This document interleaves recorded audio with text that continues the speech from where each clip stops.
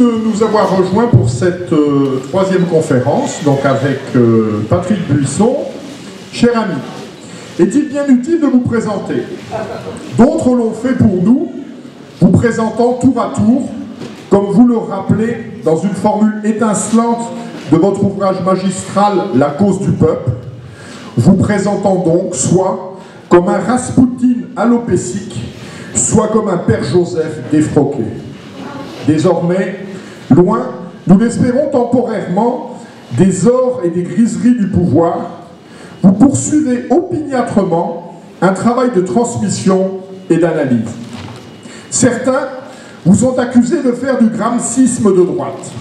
L'essentiel n'est pas là sans doute, même s'il ne nous est pas totalement indifférent de savoir qu'au jugement dernier, les élus seront à la droite du Christ et les réprouvés à sa gauche. Directeur de la chaîne Histoire depuis 10 ans, vous y menez un combat exigeant pour la vérité, animé par la certitude, bien peu partagée par les faiseurs d'opinion du jour, que, je vous cite, « les mythes religieux et politiques sont le cœur battant de l'histoire, pas l'économie. Vous n'êtes pas venus parmi nous les mains vides, puisque vous nous avez apporté 2 précieux cadeaux. Un admirable DVD, Il était une fois, présentation tout à fait exceptionnelle de l'œuvre de Gustave Thibon à partir de nombreux documents d'archives, et puis également un superbe album préfacé par Philippe de Villiers, La grande histoire des guerres de Vendée, ouvrage d'une brûlante actualité, tant les guerres de Vendée sont la matrice de notre dissidence spirituelle face au totalitarisme d'État. Quant à nous, je le sais, nous repartirons ce soir en ayant eu quelques instants l'illusion d'être plus intelligents. Après vous avoir écouté, vous interrogez avec nous sur le fait de savoir si progrès, république et démocratie sont bien des mythes dont nous dirions peut-être, enfin, dont nous verrions peut-être, enfin, je ne sais, la fin c'est le cas de le dire. Chers amis, nous sommes à vous.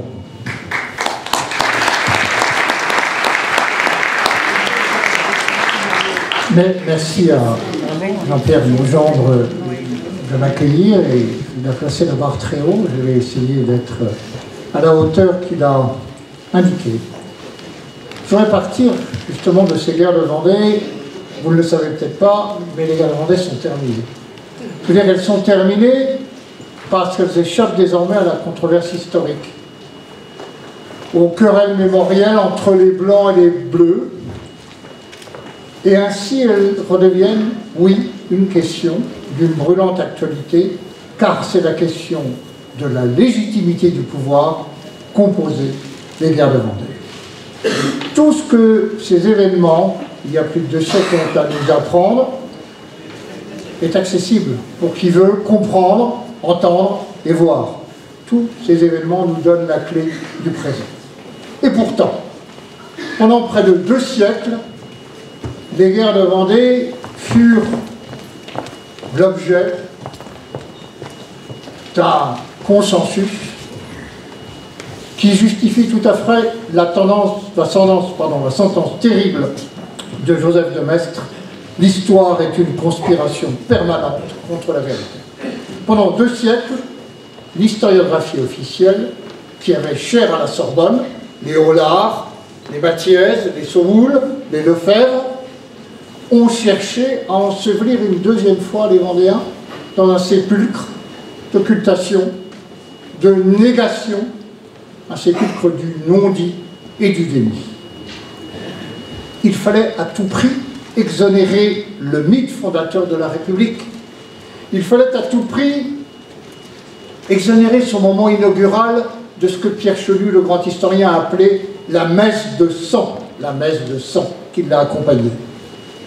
Faire oublier que la devise initiale des révolutionnaires, la liberté ou la mort, portait en elle-même toutes les virtualités idéologiques du plan d'extermination qui allait suivre.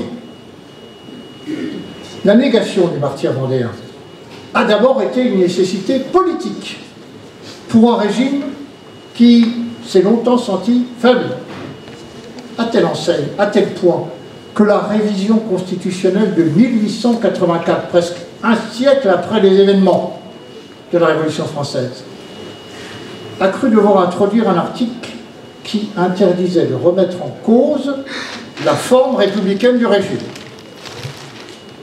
Cet article figure toujours dans la Constitution de la Ve République, dans notre Constitution,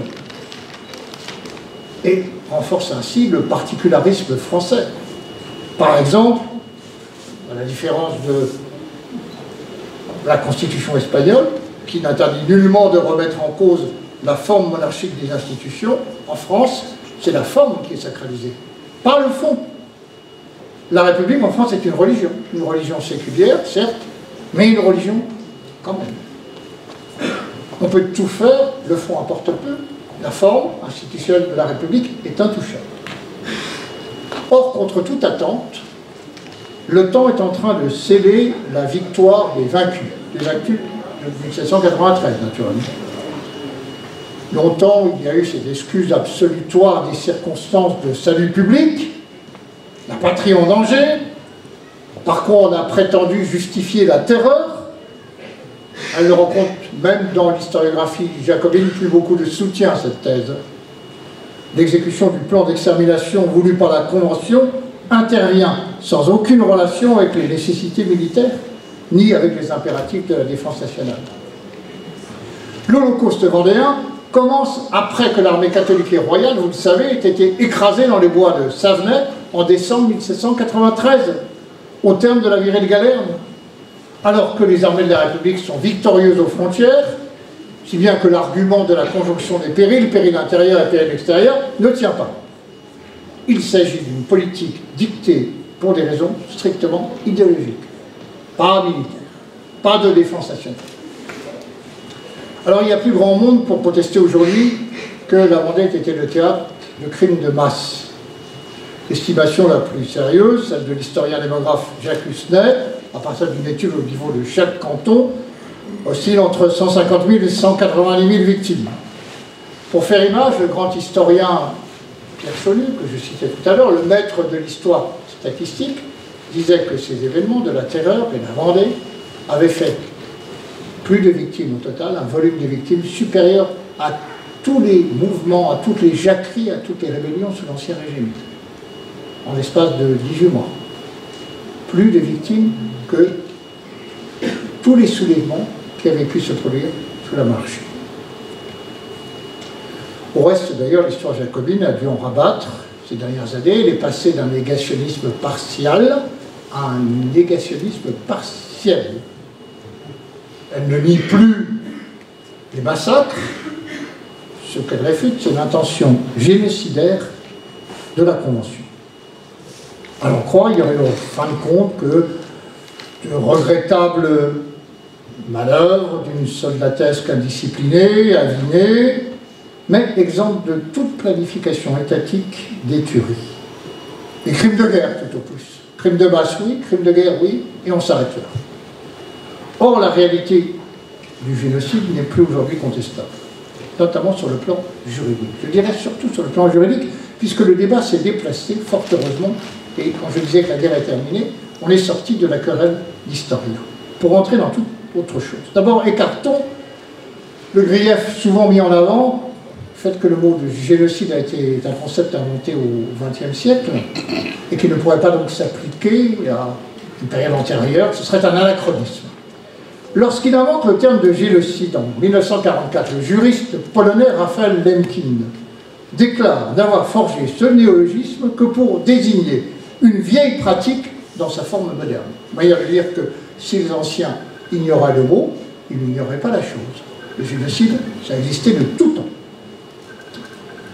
Au demeurant d'ailleurs, certains contemporains qui ont assisté à ce qui s'est passé durant cette période de la terreur, les 16 mois, 18 mois qui vont jusqu'à la réaction thermidorienne, ont bien eu conscience du caractère spécifique, singulier, des massacres qui étaient opérés au nom de la Convention. Dès 1794, Gracchus Babeuf, le père du communisme, écrit un livre pour dénoncer ce qu'il appelle le populicide. On ne parle pas de génocide, on parle de populicide. C'est ainsi qu'il qualifie la politique de la Convention. D'un point de vue strictement littéraire, Victor Hugo, qui avait des intuitions absolument géniales, pressent lui aussi la singularité du drame vendéen. Il écrit dans son Ode à la Vendée: en ces temps, la France eut des victimes, mais la Vendée eut des martyrs. La nuance est d'importance. Cette année, on a assisté à la publication d'un livre, celui de Jacques Villemin, que j'ai eu le plaisir de croiser tout à l'heure et que j'ai salué, qui, à mon avis, est un livre décisif dans l'historiographie. Livre consacré à ce qui s'est passé en Vendée en 1793-1794. Ce livre se déplace du terrain de l'idéologie, il faut bien le dire, où le débat était cantonné, le champ des a priori partisans, vers le terrain du droit, le champ du droit. C'est-à-dire, on regarde les critères juridiques objectifs, très différents cela des critères des historiens beaucoup plus partisans et moins exigeants que ceux du droit. Il s'agit là d'une analyse profondément novatrice qui consiste à confronter ce qu'on a établi des ordres donnés par la Convention durant cette période et de l'exécution de ces ordres à ce qui a été, écoutez bien, pénalement condamné en Europe depuis 1945 par les tribunaux ad hoc, les tribunaux pénaux internationaux qui ont été créés, vous le savez, d'abord au lendemain de la Seconde Guerre mondiale, puis à partir de 1998 avec le statut de Rome. Et bien là, la conclusion ne se discute pas. Ni bavure, ni dérapage, la politique d'extermination conduite en Vendée correspond en tout point à la définition du génocide selon la Convention de l'ONU de 1948 et telle que l'a confirmé toute la jurisprudence de ces tribunaux pénaux internationaux créés par le statut de Rome de 1998 que j'évoquais un instant pour juger ce qui s'était passé par exemple en ex-Yougoslavie ou au Rwanda. L'Holocauste de la Vendée remplit donc toutes les conditions qui le rendent éligible pour la catégorie de crimes, des crimes.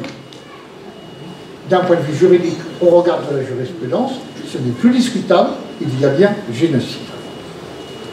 À commencer par la première de ces conditions, à savoir que les Vendéens, qui constituaient, selon la terminologie juridique, un groupe stable et permanent, ont été visés par un plan d'extermination concerté au sommet, non seulement pour ce qu'ils faisaient, ou étaient soupçonnés de faire, ils avaient pris les armes contre la République, mais encore plus clairement pour ce qu'ils étaient. Et c'est bien la définition du génocide. On tue en raison de la singularité raciale, ethnique, religieuse de celui qui est en face. S'ils étaient quoi, ces Vendéens? Des paysans fidèles à la religion catholique, à la religion de leur père, et alors ce qu'ils appelaient leurs bons prêtres, c'est-à-dire les prêtres réfractaires. Toute la littérature révolutionnaire, quand on la lit de près, et certains l'ont fait parmi les historiens qui ont bien exploré cette période, se plaît à animaliser les insurgés. Procédé dont abuseront tous les régimes totalitaires qui, au XXe siècle, pour justifier l'anéantissement de leur adversaire, useront du même procédé, c'est-à-dire priver l'ennemi, l'adversaire, de son humanité. Les Vendéens, par exemple, dans la littérature révolutionnaire, sont constamment décrits comme des bêtes maudites et nuisibles, animaux à face humaine, qui cabillent les moulins. Et image récurrente, qui frappe beaucoup quand on lit cette littérature, un troupeau de cochons. Voilà, les Vendéens sont des cochons, justiciables, et je cite le mot, des abattoirs civiques. Si bien que, si on voulait faire de l'humour, parce qu'à Dieu ne plaise avec un sujet aussi grave, je dirais que la révolution, ce n'est pas balance ton porc, mais égorge ton porc. Au regard du droit pénal international, la cause est donc entendue. Il y a eu bel et bien génocide en Vendée, au sens juridique où les tribunaux ad hoc le définissent et le condamnent aujourd'hui.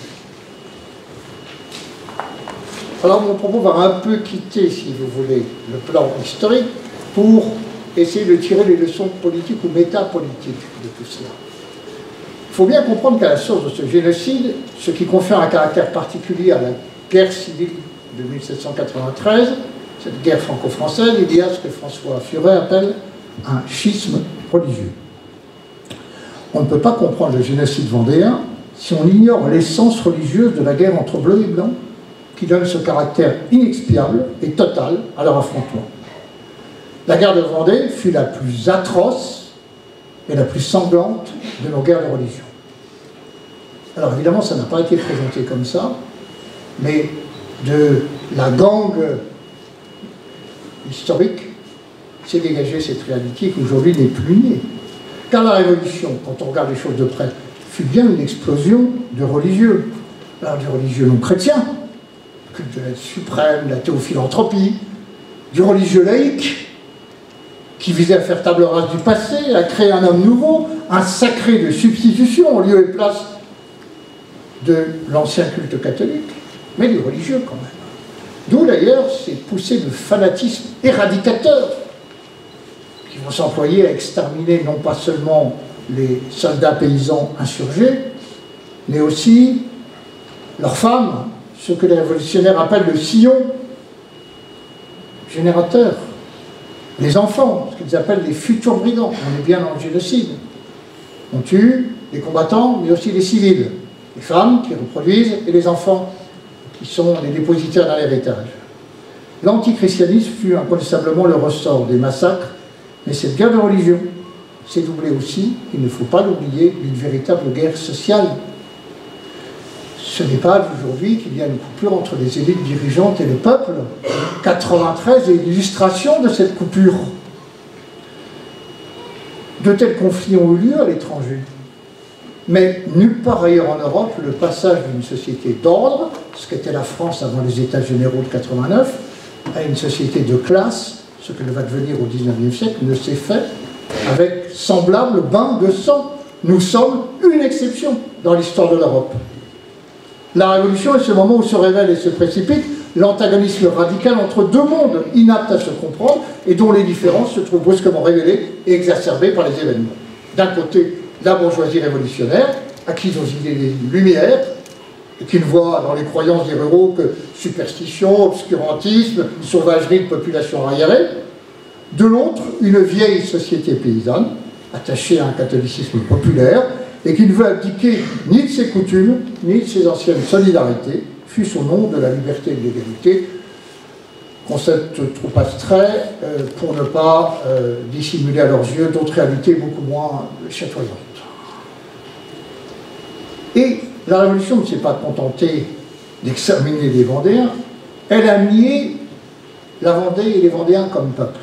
Elle a nié cette dimension populaire. On comprend très bien pourquoi elle est amenée à nier cette dimension populaire de la révolte. Les Vendéens furent niés comme en tant que victimes, mais également en tant que peuple. Le seul peuple homologué, vous le savez, homologué par la Vulgate progressiste, étant celui qui se soumet docilement au projet que les élites conçoivent pour lui. On retrouve là d'ailleurs une rhétorique qui va beaucoup servir par la suite à disqualifier les populismes, par exemple, aujourd'hui. À cet égard, il y a une page fameuse de Jean Jaurès, dans son histoire socialiste de la Révolution française, qui est un modèle indépassable d'exclusion radicale, de stigmatisation, tout ce que vous voulez. Il explique tout. Il explique aussi la nature de la même fracture qui intervient aujourd'hui, par exemple, entre la gauche et le peuple. Il écrit « Il ne suffit pas pour qu'un mouvement soit populaire que le peuple y soit mêlé. » Ben non, il ne suffit pas pour qu'un mouvement, pour qu'une agitation soit prolétarienne, que les prolétaires y participent. Il faut que ce mouvement, et cette agitation, on y vient, ait pour but l'affranchissement du peuple et du prolétariat. La tragédie de la Révolution est là. Une partie du peuple qu'elle prétend émanciper, l'inexplicable Vendée, la formule est du commensuraire Barrère, se dresse contre elle. Pas simplement la Vendée, le Lyonnais, les provinces de l'Ouest, la Provence, Marseille.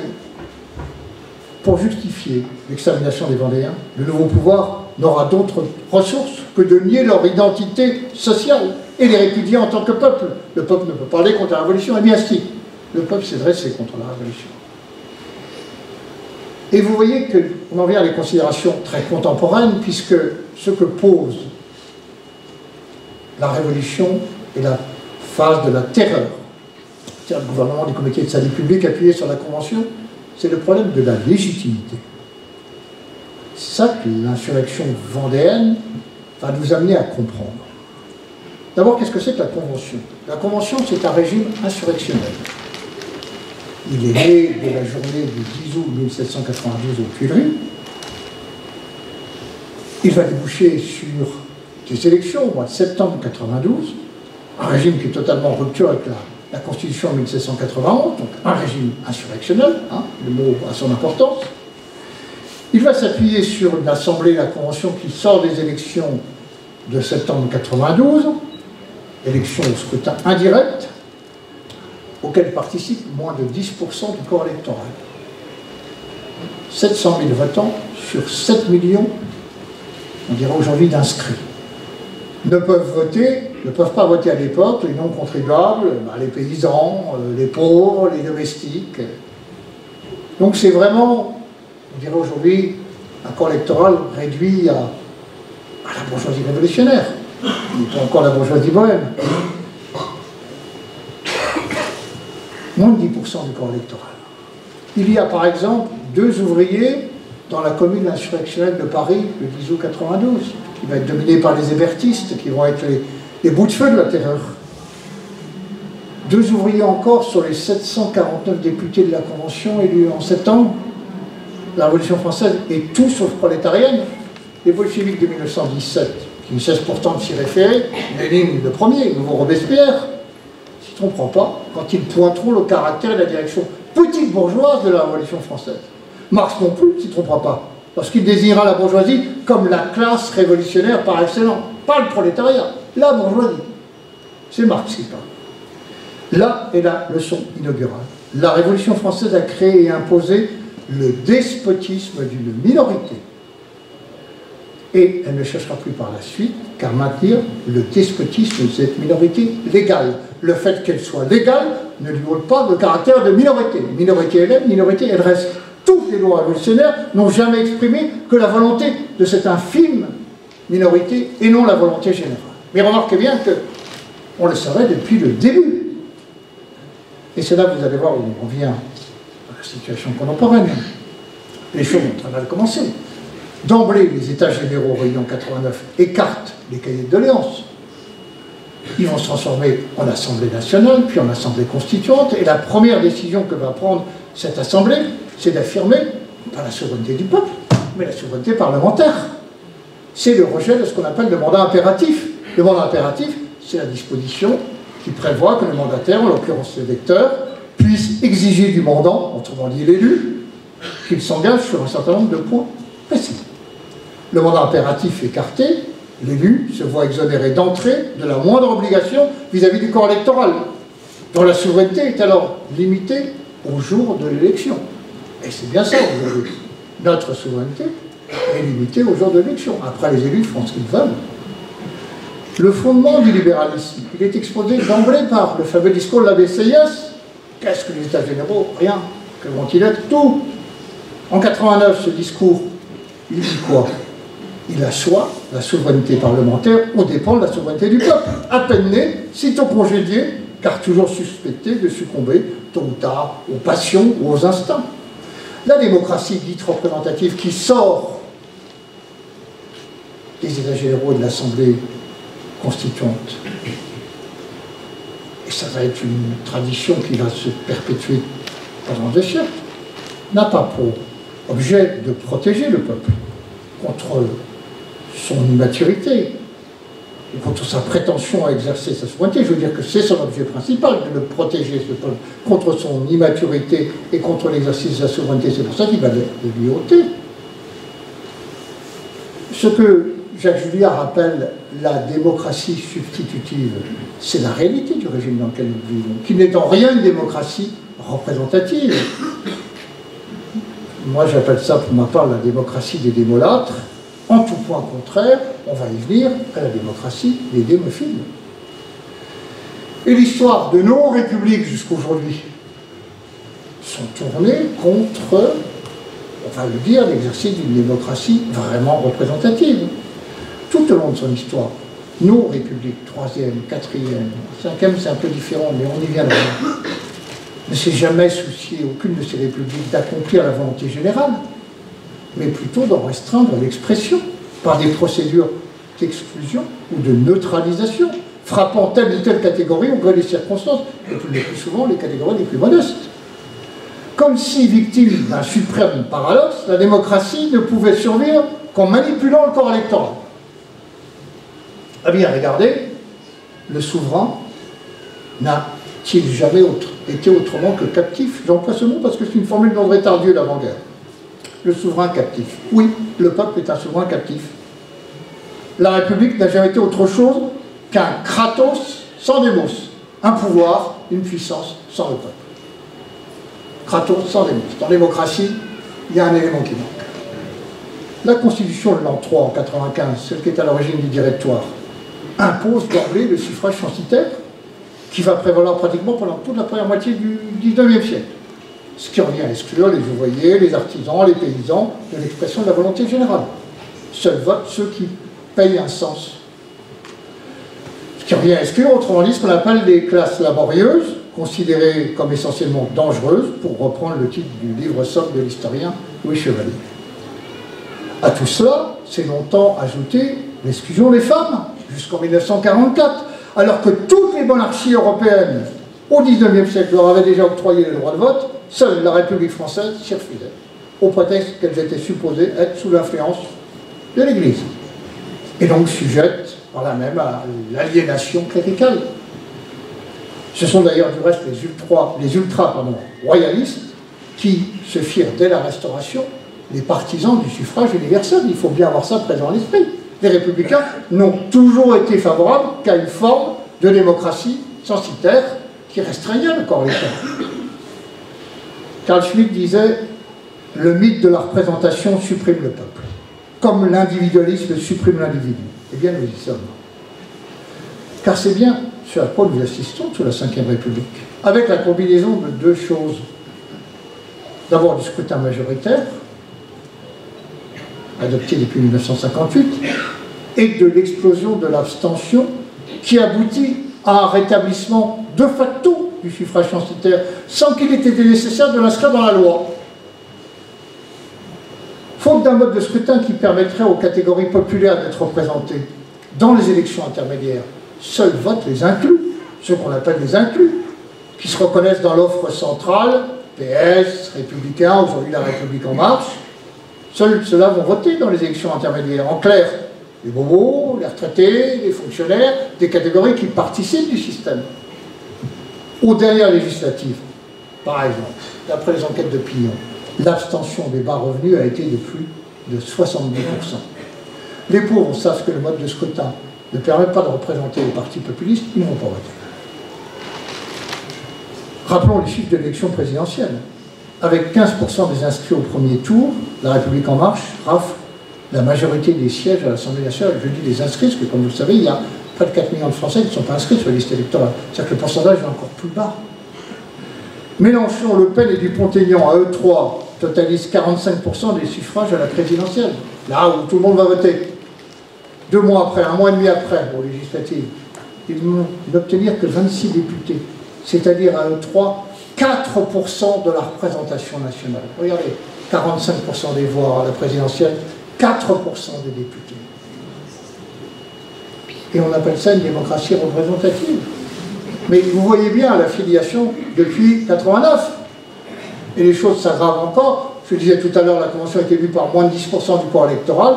Bien là, on est en train de tendre vers cette qualité-là. Notre démocratie ne consacre pas la loi du nombre, elle consacre la loi du petit nombre. Notre démocratie est un décor, c'est une démocratie Potemkin.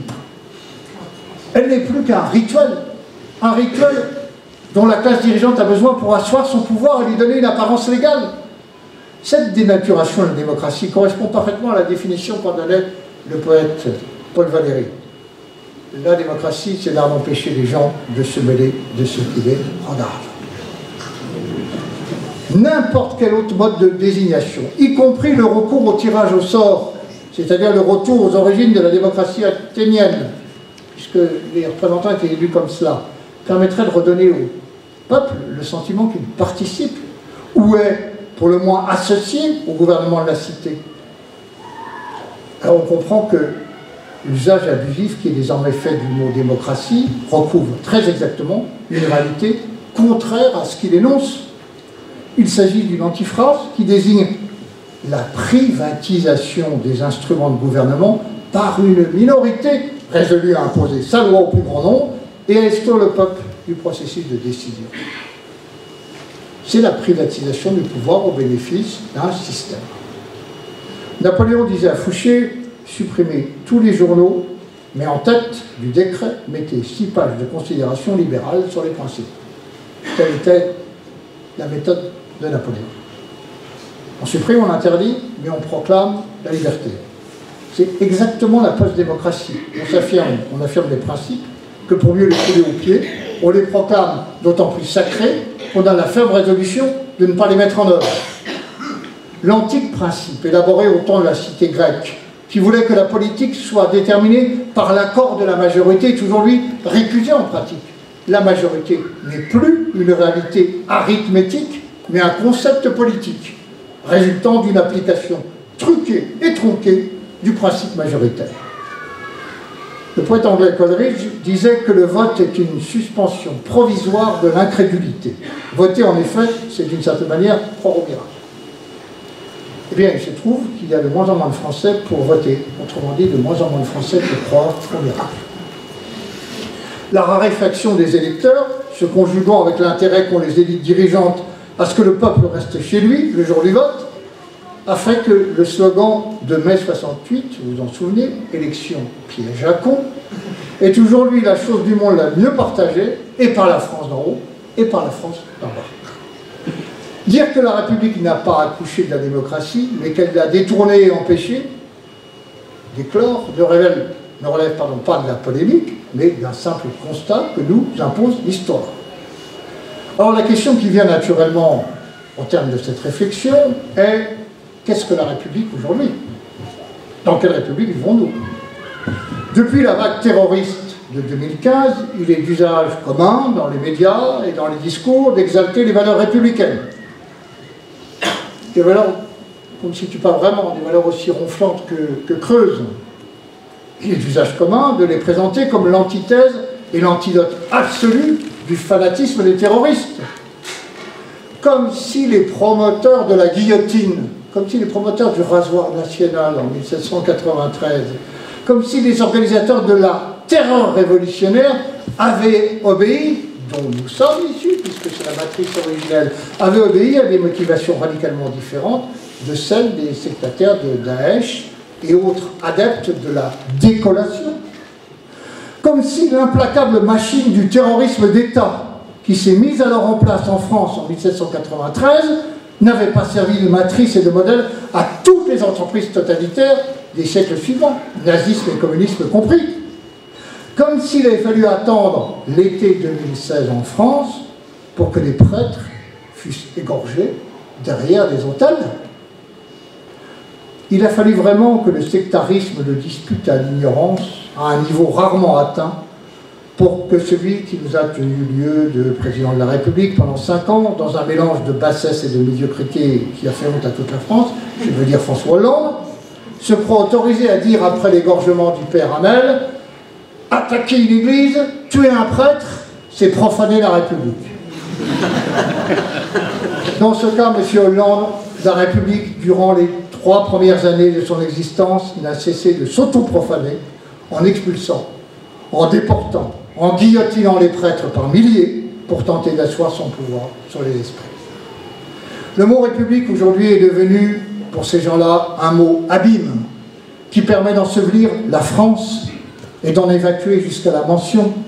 On parle de République pour ne pas avoir à parler de nation. On dissocie ainsi citoyenneté et nationalité.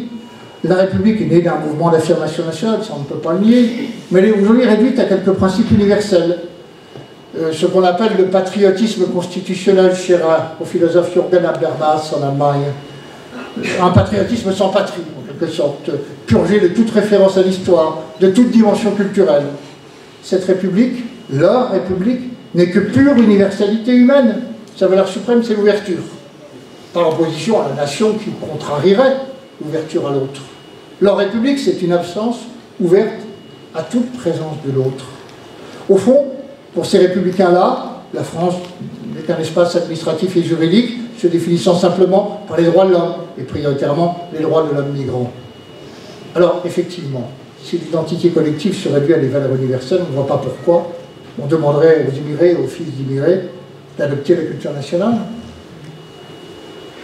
Avec la crise de représentation que nous subissons aujourd'hui de plein fouet, se pose la question de la légitimité. Comme vous, j'ai été frappé par le retour dans le débat public de cette question posée par Mélenchon au cours de l'été dernier. Elle en avait disparu depuis le début de la Ve République, depuis 1958. Les guerres civiles commencent toujours quand se pose la question de la légitimité. Toujours. En 1793, c'est l'incapacité de la Convention à produire une nouvelle légitimité susceptible de s'imposer à tous. C'est de ça qu'est née l'insurrection vendéenne. La distinction du pouvoir et de sa légitimité est un trait essentiel de toute la pensée occidentale depuis l'origine. Pas de potestas sans une autoritas. Pas de pouvoir sans une autorité qui le légitime, le transcende et assigne des limites à son exercice. L'octor, ce n'est pas seulement ce qui grandit, mais ce qui civilise l'usage de la force politique. Sous la monarchie, c'était la cérémonie du sacre qui avait pour fonction de conférer l'auctoritas à la potestas, autrement dit de la faire accéder à la transcendance. Le premier rituel d'ailleurs, de ce que les contemporains appelaient le beau mystère, se déroulait le soir de la vigile du sacre, c'était le rituel du roi dormant. Les pairs de France entouraient le roi, et à l'occasion de ce rite, les pairs de France procédaient à la levée du roi dormant, acte par lequel le roi se dépouillait de son individualité pour prendre la personnalité royale. Il abandonnait alors l'état mondain, comme on disait à l'époque, pour devenir le serviteur du bien commun. Nous n'avons pas observé les traces d'un tel phénomène chez nos derniers présidents de la République. On fera une exception pour Macron, j'en parlerai tout à l'heure. Il faut s'arrêter sur cette cérémonie du sacre, en raison de la résonance qu'elle a avec notre histoire politique actuelle. Bon, Emmanuel Macron se trompe quand il évoque le destin de Jeanne d'Arc. Non, Jeanne n'est pas venue perturber le système, comme il le dit, elle est venue le remettre en ordre. L'ordre sacral, le seul ordre qui vaille à ses yeux, hors duquel il n'y a pas de roi en France et pas de France. On ne saurait parler, comme l'a fait Macron, du rêve fou de Jeanne d'Arc, car c'était tout sauf un rêve et tout sauf une folie. La mission de Jeanne, elle n'en a jamais eu qu'une, c'était de faire sacrer Charles VII, lieutenant de Dieu, en son royaume de France. Hier, donc, la légitimité, c'était assez simple, procédait du sacre, et donc de la religion. En démocratie, la légitimité résulte du contrat social, ou de l'expression de la volonté générale, c'est-à-dire du suffrage universel. Or, aujourd'hui, notre démocratie est malade parce que son mode de légitimation, le suffrage universel, on vient de le voir à l'instant, ne fonctionne plus. Et qu'une grande partie de nos concitoyens ont le sentiment d'être de plus en plus exclus du jeu démocratique, pour les raisons que j'évoquais tout à l'heure, et qui tiennent à la crise de la représentation, au mode de scrutin, au fait à quoi bon voter, puisque rien ne changera. Quand le pouvoir s'avère impuissant à assurer le bien commun, c'est-à-dire à garantir les protections, les sécurités vitales, sécurité, protection sociale, protection culturelle, notre identité, protection physique, le terrorisme, la menace terroriste, alors s'amorce un processus de délégitimation. Emmanuel Macron semble avoir pris conscience, il faut le reconnaître, de cette crise de la légitimité, puisqu'il dit vouloir inventer une nouvelle forme d'autorité démocratique. Si l'objectif est de réintégrer le peuple dans le jeu démocratique en lui assurant les protections vitales que j'évoquais un instant, alors la politique de l'oxymore qui est celle de Macron, et qui consiste à associer des termes et des objectifs parfaitement contradictoires, ne va pas faciliter les choses. On ne peut en même temps vouloir libérer le travail et protéger les Français, les salariés. On ne peut en même temps déclarer la guerre à l'islamisme et vanter les mérites du multiculturalisme qui en constitue le terreau. On ne peut en même temps vouloir retrouver le sens du récit historique et promouvoir un projet post-national où la France n'est plus une communauté mais une absence de communauté, la nation de la sortie des nations. En fait, pour restaurer l'idée du bien commun, il faudrait pour cela rompre avec l'individualisme libéral, avec la dérive moderne fondée sur la négation de l'axiome aristotélicien selon lequel l'homme est un animal politique un être naturellement social. Le bien commun est toujours plus divin que celui de l'individu, disait saint Thomas d'Aquin. Or, il ne peut y avoir de bien commun quand le politique est réduit au champ d'affrontement des intérêts privés, c'est-à-dire à l'économie, à l'économisme, puis c'est tout ce qui sous-tend le débat politique. La crise de la légitimité ouverte en 1793, et vous voyez que mon point de départ n'était pas innocent, n'a en fait jamais été résolue. Jamais. Alors peut-être les 10 années gaullistes constituent une parenthèse, mais c'est bien la seule. Alors peut-être faut-il rendre grâce d'une certaine manière à notre nouveau président de la République de l'avoir, il n'était pas encore président, mais on n'a jamais entendu de tels propos dans la bouche de ses prédécesseurs. Aucun de ses prédécesseurs. Lui a reconnu que la crise de légitimité ouverte en 1793 était toujours ouverte. Il l'a dit, il a reconnu, il a mis en évidence dans une interview, un an avant son élection, ce qu'il appelle l'incomplétude de notre démocratie. Je reprends ces mots, le vide émotionnel que la disparition de la figure du roi a creusé dans l'inconscient politique des Français. C'est Macron qui parle. En France, pays de tradition chrétienne, le pouvoir ne s'exerce pas par délégation, c'est pour ça que nous avons un peu de mal avec la démocratie représentative, mais par incarnation. C'est, selon la formule magistrale de Marcel Gaucher, un concentré de religion à visage politique. Oui, il faut s'avancer à Macron de l'avoir compris, jusqu'à faire durant les premiers mois, vous vous souvenez de la cour du Louvre, de Versailles, jusqu'à faire la démonstration in vivo que la République ne peut se survivre qu'en cherchant à reproduire la monarchie et en lui reconnaissant au fond une sorte de supériorité à la fois ontologique et existentielle. Si l'on veut, mesdames et messieurs, que le politique retrouve une légitimité, il faut le restaurer en tant que service, en tant que sacerdoce au service de la communauté. Si l'on veut retrouver l'autorité comme fonctionnalité, il faut la rétablir comme transcendance. Alors je sais bien, on est très loin des préoccupations politiciennes, mais on est au cœur de la politique telle que nous l'entendons. Certes, nous ne voyons pas pour l'instant émerger un candidat, l'homme ou la femme, qui portera cette restauration-là. Nous n'avons pas d'homme ou de femme providentiel à mettre en avant, en qui placer notre confiance et se dire qu'il peut ou qu'elle peut comprendre les besoins profonds du pays. Mais je vous invite à réfléchir sur cela. Je n'ai pas traité, contrairement à l'annonce de cette conférence, les 3 piliers fondateurs de la République, de leur République. Le progrès, je ne vous en ai pas parlé, et je vous ai parlé en revanche de la République et de la démocratie. Le progrès, aujourd'hui, c'est très simple. Au début du siècle dernier, tous les cafés s'appelaient Café du Progrès ou Café de l'Avenir. Aujourd'hui, quand vous interrogez les Français, 80% pensent que les générations qui viennent derrière auront une vie moins facile. L'idée du progrès est morte. La religion du progrès est morte. Comme notre pratique de la République et de la démocratie arrive à bout de souffle. Et donc, mesdames et messieurs, et c'est la grande leçon d'espérance, même si on ne met ni nom, ni étiquette sur ce qui va venir, les mythes fondateurs de nos adversaires, les 3, progrès, République, démocratie, sont en pleine, enfin ce qu'ils appellent la démocratie, j'espère vous avoir fait comprendre qu'entre celle-ci et la vraie il y avait une différence, ces 3 mythes fondateurs sont en pleine décomposition. C'est un fait politique essentiel. Et je pense que nous pouvons dire, sans faire montre d'un optimisme excessif, que le jour approche où nous pourrons reprendre la formule, c'est pas une de mes citations favorites, mais en tout cas pas une de mes auteurs favoris, René Viviani, président du Conseil, laïque, un des hommes de la loi de 1905.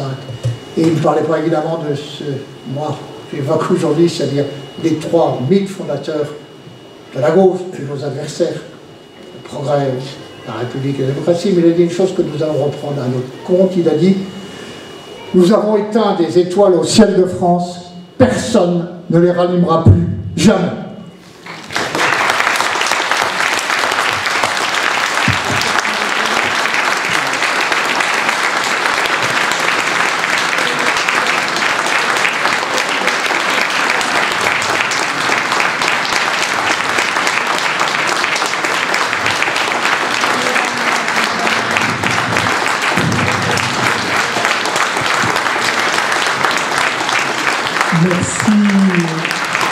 Merci infiniment, cher ami. Nous restons, si vous voulez bien, dans les images lumineuses. Merci de ce feu d'artifice d'intelligence que vous venez de nous présenter, qui nous permet, je crois, de mieux comprendre, de nous donner les clés de lecture extrêmement précieuses sur les maux dont souffre notre pays, et puis également, bien sûr, d'avoir conclu par ces paroles d'espérance.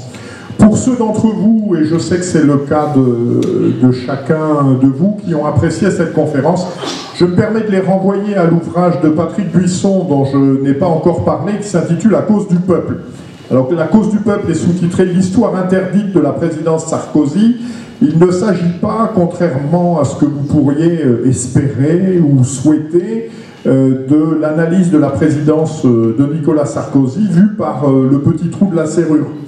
C'est au contraire une analyse de fond, je crois, extrêmement puissante, avec de multiples références, et je crois que vous y retrouvez la qualité d'analyse que vous avez pu apprécier cet après-midi. Voilà, je crois que ce livre, La cause du peuple, est vraiment un des ouvrages majeurs parus ces dernières années sur les questions politiques de fond, tels que Patrick Buisson nous a fait l'amitié de nous les présenter. Voilà, je ne saurais trop vous inciter donc à acquérir et à lire ce livre. Vous serez émerveillé à la fois par le style et par la qualité des analyses.